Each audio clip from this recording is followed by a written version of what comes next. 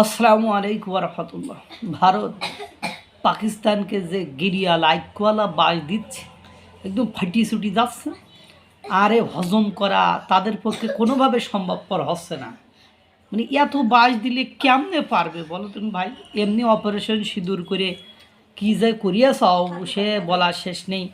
তারপর ওদিকে বালুচিস্তান দিয়ে দিচ্ছ, এদিকে খাইবার পাখতুনখোয়া দিয়ে দিচ্ছ, ওদিকে আফগানিস্তান তার ব্যবসায়ীদেরকে জানিয়েছে 3 মাসের মধ্যে ব্যবসা চাটি বাটি গাটি সব কিছু গুটিয়ে ভারতে আফগানিস্তানে ফিরে আসো, ওদের সাথে আর ব্যবসা করা যাবে না। পাকিস্তান নিম্নমানের ঔষধ দেয়, তারা আমাদের ভালো চায় না, তারা মানে আমাদের সাথে যুদ্ধ লাগতে চায়। তারা এখন পুরোদস্তুর এবং পুরোদমে আপনার ব্যবসা বাণিজ্য সব কিছু করতে চায় কার সাথে? ভারতের সাথে।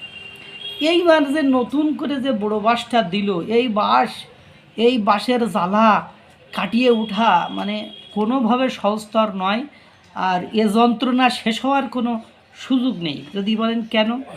পাকিস্তানের বিমানবন্দর থেকে সমস্ত অপারেশন বন্ধ করে দিল আরব আমিরাত। এই যে ভারতে আসলো 2 থেকে 2.5 ঘন্টার একটা সফরে, আরব আমিরাতের প্রেসিডেন্ট উড়িয়ে আসলো, এসে 4 ঘন্টা মনে হয় ছিল, মানে বা 2-2.5 ঘন্টা যাই ছিল, এসে এমন এমন চুক্তি করে ফেলেছে, এলএনজি গ্যাস, সামরিক চুক্তি, মানে এমন এমন স্ট্র্যাটেজিক চুক্তি করে ফেলেছে, করিয়ে যে ফিরে যাওয়ার পরে অফিসিয়ালি মানে যে বাসটা গিরিসৌভাগ্যনা আপনার পাকিস্তানের ভেতরে ঢুকাইয়া দিল, সে জ্বালা থেকে কী করি এই যন্ত্রণা সহ্য করা যায়? হ্যাঁ, মানে এটা কি ঠিক আপনারা বলেন? হ্যাঁ, পাকিস্তান আপনাদের একটু শত্রুতা করে তাই বলি ভারতবাসী আপনি এভাবে বাস দেবেন? এমনিতে আমেরিকা তাদের উপর স্যাংশন দিয়েছে, অর্থাৎ নিষেধাজ্ঞা দিয়েছে, তাদের দেশে জনগণ আমেরিকায় যেতে পারবে না, তাদের ভেতরে সমস্যা। এ কারণে তার মধ্যেই সংযুক্ত আরব আমিরাতকে নিয়ে কত স্বপ্ন বুনেছিল পাকিস্তান, সেই স্বপ্নটাকে আপনারা এভাবে নিঃশেষ করে দেবেন, এভাবে ধ্বংস করে দেবেন। এটা কিন্তু মেনে নেওয়া শুধু কষ্ট নয়, কষ্টকর নয়, মানে অস্বাভাবিক কষ্টকর। ঘটনাটা কি? ঐতিহাসিকভাবে মানে মানে যে চুক্তি তারা বাতিল করেছে ভারতের সঙ্গে স্ট্র্যাটেজিক পার্টনারশিপের পরে, মানে ভারতের সাথে সংযুক্ত আরব আমিরাত যে স্ট্র্যাটেজিক পার্টনারশিপ করেছে, তারপরে তারা সেই পাকিস্তানের সাথে সব চুক্তি বাতিল করেছে। মানে আরব আমিরাত একদম ক্লিয়ার এবং কাট মেসেজ দিয়ে দিয়েছে আন্তর্জাতিক স্তরকে যে তারা পাকিস্তানের সঙ্গে কোনো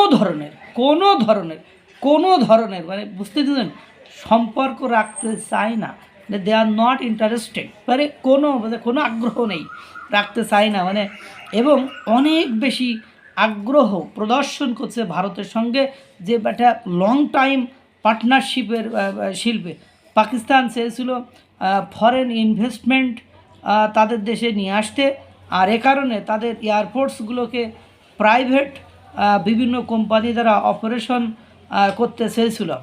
আর এ কারণে তারা সংযুক্ত আরব আমিরাত সরকারকে দায়িত্ব দেয় এবং তারা রাজিও হয়, মানে এরকম। কিন্তু আবু ধাবি বেস্ট এই কোম্পানি পাকিস্তানের ইসলামাবাদ সহ বিভিন্ন বিমানবন্দর থেকে তাদের অপারেশন বন্ধ করে দিচ্ছে এবং তারা পাকিস্তানকে জোর বার্তা দিয়েছে কোনো অবস্থাতেই তারা পাকিস্তানের সাথে ব্যবসা বাণিজ্য করতে রাজি নন।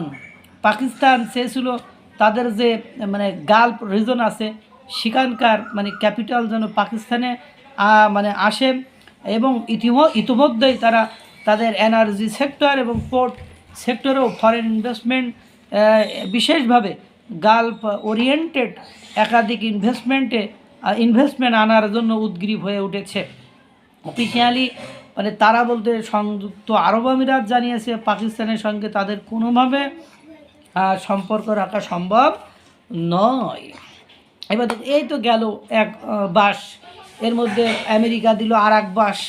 এখন এই যে একটা অবস্থা, এখন মানে একমাত্র পাকিস্তানের পাশে তাদের ছোট ভাই ভারত, বাংলাদেশ ছাড়া আর কেউ নেই। তো বাংলাদেশে তো আছে মহা বিপদে, প্রত্যেকটা সেক্টরে বাংলাদেশ এখন বিপদ সংকেতের উপর দিয়ে যাচ্ছে।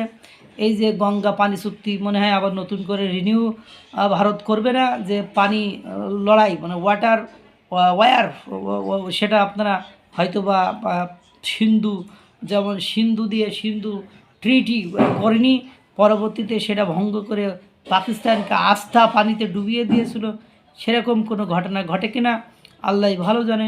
আল্লাহ তাআলা সকলকে ভালো রাখুক, সুস্থ রাখুক। আসসালামু আলাইকুম ওয়া রাহমাতুল্লাহ।